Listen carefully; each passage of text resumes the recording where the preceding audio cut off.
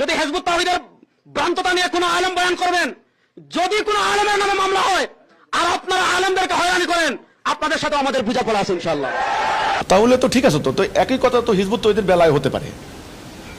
এখন যদি হিজবুত তৌহিদের কথা বলে ডিসি কে বা এসপি কে, প্রশাসনকে আর কি, যে আমরা যদি কোনো অ্যাকশন নেই আপনারা কোনো মামলা নিতে পারবেন না, তো খালি আপনার পক্ষে কথা হইলে তো হবে না, কথা তো দুই পক্ষে হইতে হবে।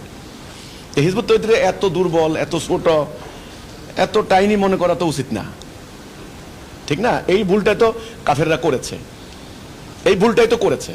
ফেরাউন কিন্তু এই ভুলটাই করেছে। ফেরাউন তার অহংকারে এতটাই স্ফীত হয়ে গিয়েছিল, সে মুসা আলাইহিস সালামকে অবজ্ঞা পাত্তা দেয় না। মুসা আলাইহিস সালাম কিন্তু কি বলেছেন, যে বনি ইসরায়েলকে আমার সাথে যাইতে দাও, শেষ। ওনার ন্যায্য দাবি, যেতে দিলেই হইতো না, ধ্বংস করব। কি মুসাকে ধর, পাকড়াও কর। পিছনে ধাওয়া দিছে আর্মেনিয়া, আল্লাহ ডুবাই দিয়েছেন, ধ্বংস করে দিয়েছেন। ব্যাপারটা হলো এরকম, যে কোনো অহংকারের পরিণতি ভালো না ভাই। ওরা এই কথাগুলি করছে কেন, বলছে কেন জানেন? অহংকারে। ওরা যখন দেখে হাজার হাজার মাদ্রাসা, লক্ষ লক্ষ মাদ্রাসার স্টুডেন্ট, আবার লক্ষ লক্ষ ধর্মান্ধ জনতা তাদের পক্ষে আছে, তো এখন অমুকরে খাই ফেলামো, অমুকরে উড়াই দিব, অমুকরে দেশ থেকে বের করে ফেলামো, আপনার প্রশাসনকে হুমকি দেয়, সরকারকে হুমকি দেয়। দেখেন না আপনার হলো শাপলাতে আইসা কি হুমকি টুমকি দিয়ে রাতের বেলায় ফলাফল কি তো দেখছেন সবাই। তো এগুলা তো ভাই এরা এই অহংকারের পরিণতি কিন্তু ভালো না। আমি বারবার একটা কথা বলছি, এরা যদি এ ধরনের হুমকি টামকি দিয়ে থাকে তাহলে সরকার সেটা বুঝবেন, বিচার বিশ্লেষণ করবেন, কারা আসলে উস্কানিদাতা, কারা হুমকিদাতা, কারা আইন ভঙ্গকারী, কারা উগ্র, কারা জঙ্গি, কারা আসলে আইন অমান্যকারী, কারা হলো অসহিষ্ণু। মানে এক কথা আপনার সরকার প্রশাসন বুঝবে, জনগণ বুঝবে।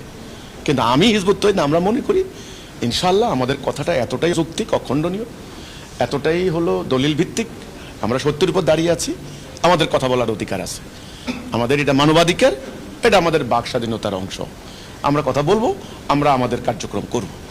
এখন তারা যদি আমাদের উপর হামলা চালায়, আক্রমণ করে, ইতিমধ্যে তারা আমাদের 5 জন ভাই বোনকে শহীদ করেছে, দেখা যাক, সেটা সময় বলে দিবে, সেটা পরিস্থিতি মোতাবেক আমাদের সিদ্ধান্ত হবে। এই কিন্তু ওই আমি বলবো, ওরা যে হুমকিটা দিয়েছে, যে প্রশাসন যদি মামলা নেয় তাহলে কি বলে পুলিশের সাথে বোঝাপড়া, হ্যাঁ তো করুক, ওরা তো পুলিশকে এখন পাত্তাই দেয় না। এখন তো তারা মনে করে পুলিশকে ওই যে 5 আগস্টের মতো মেরে ফেলবে আর কি, এরকম একটা এদের খায়েশ বা এদের নিয়ত আছে, কিন্তু এদের এখন সেটা পুলিশ বুঝবে। কিন্তু আমি মনে করি যে এক কথা তো আমাদেরও সেম সেম।